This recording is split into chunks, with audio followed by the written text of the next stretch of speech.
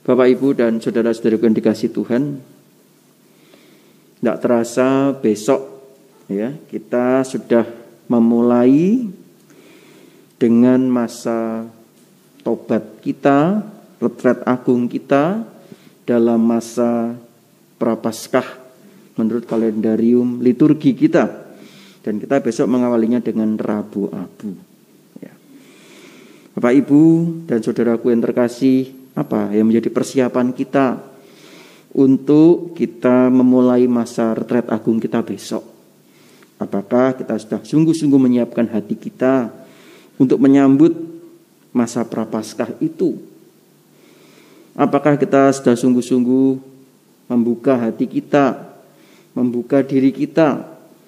Atau kita malah berpikir, kan itu besok ya, yang sekarang ya sekarang.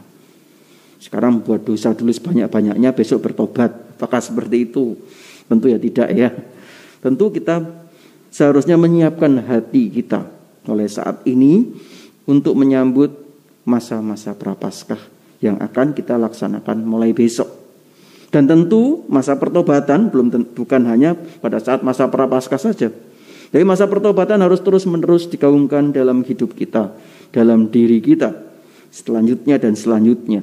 Bukan hanya ketika masa Prapaskah, masa Paskah, setelah itu ya kembali lagi ya dalam cobaan dan dosa-dosa. Bukan itu. Saudara-saudara yang terkasih dalam Tuhan, hal itu penting. Kenapa? Karena kadang-kadang kita itu ya melewati masa itu dengan biasa-biasa saja. Akibatnya kadang-kadang kita tuh lupa bahwa ini masa pantang. Kadang-kadang lupa. Karena apa? Masa itu tidak pernah tercantum di dalam kehidupan kita, di dalam batin kita, di dalam diri kita. Sehingga kita kadang-kadang mudah melupakan hal itu. Ya, ini hari Jumat ya pantang. Ini kan Rabu Abu ya, harusnya puasa dan pantang.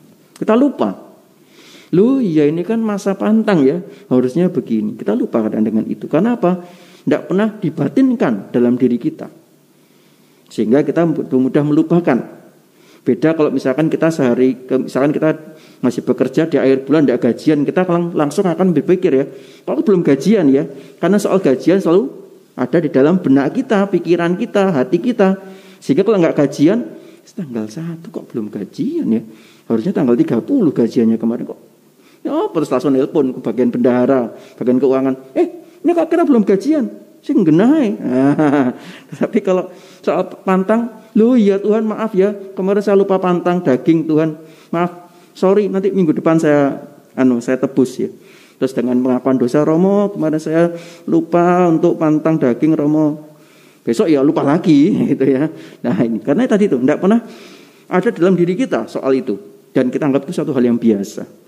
Maka dari itu saudara-saudara terkasih dalam Tuhan, kita diingatkan sebetulnya juga dengan bacaan-bacaan pada hari ini ya. Bacaan pertama pada hari ini begitu indah sebetulnya untuk kita. Supaya kita taat dan setia. Taat dan setia akan firman Tuhan, akan sabda Tuhan. Maka juga taat dan setia akan kerahiman Allah. Yaitu apa? Ya kita mau selalu bertobat. Mengusahakan pertobatan dalam hidup kita. Mengusahakan kita sungguh-sungguh bahwa kita mau mendengarkan suara Tuhan. Maka kesempatan esok, pantang dan puasa yang kita akan jalani selama 40 hari ini, harapannya itu menjadi retret agung bagi kita, agar kita sungguh-sungguh dapat meresapkan Allah yang penuh kasih itu dalam hidup kita. Kita sungguh-sungguh mendengarkan firman Tuhan. Kita sungguh-sungguh juga mau merenungkan sabda Tuhan. Dan kita mau sungguh-sungguh mengupayakan pertobatan-pertobatan hati kita. Sekaligus juga kita di masa pertobatan ini, di masa Prapaskah ini, kebetulan juga temanya adalah tentang bagaimana bersatu dengan Yesus dalam Ekaristi. Nah, saya bersyukur Bapak Ibu di sini justru yang berusia sudah sepuh-sepuh ini berada misa offline. Ini saya bersyukur, sungguh bersyukur. Anak-anak muda malah jarang misa offline, malahnya online, ya kan? Malah masih muda. Alasannya saya punya orang tua di rumah, Romo. Orang tuanya padahal misa offline di sini ya. Nah, tapi alasannya orang tua saya sudah tua Romo, jadi kasihan kalau saya harus misa offline. Loh, orang tuamu loh misa di Puspita setiap hari Selasa dan Jumat. Begitu kadang-kadang gitu ya. Nah ini supaya mengembalikan kembali kita kepada kerinduan akan Ekaristi. Dan ini sangat sulit sekali kadang-kadang. Karena sudah 2 tahun lebih kita mengalami masa-masa seperti ini. Masa-masa sulit seperti ini. Justru ketika masa-masa sulit seperti inilah menjadi tantangan bagi kita untuk senantiasa rindu akan kehadiran Tuhan dalam Ekaristi. Itu seharusnya. Ya, itu seharusnya yang terjadi. Ya, itu yang seharusnya terjadi. Sehingga kita sungguh-sungguh tidak mudah kemudian gentar karena corona, hanya alasannya karena corona, ya. Lalu kemudian kita tidak lagi melakukan apa-apa. Kita tidak lagi ke gereja. Dan itu menjadi alasan bagi kita supaya tidak ke gereja. Karena ada corona. Ya, di mana-mana ada corona. Di kantor pun juga ada corona, ya. Di mana-mana, di rumah makan pun ada corona, ya. Nah, ini oleh karena itu saudara-saudara yang terkasih dalam Tuhan, mari saya mengajak juga untuk kita mulai menghayati akan makna Ekaristi itu dalam hidup kita. Sehingga dengan itu kita semakin hari kita semakin rindu untuk menerima tubuh Kristus. Dan kerinduan itu kita wujud nyatakan dalam kita merayakan Ekaristi bersama dengan para umat.